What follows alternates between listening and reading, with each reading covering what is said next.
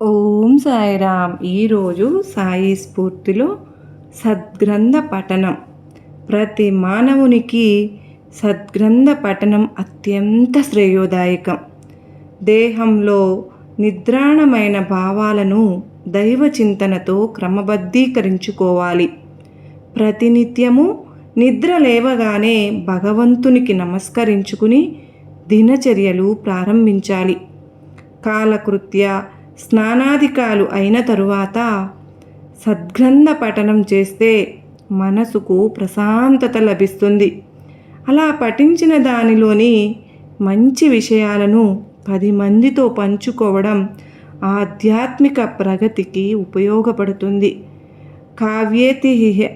ఇతిహాసాలు, శాస్త్ర పురాణాదులు, వేదాలు వంటివి చదివేటంత శక్తి లేకపోయినా మహామహులు, సత్పురుషులు చెప్పిన సులభమైన భాషలో లభ్యమవుతున్న ఉపదేశాలతో ఉన్న పుస్తకాలు చదువుకోవడం కూడా సద్గ్రంథ పఠనమే అవుతుంది.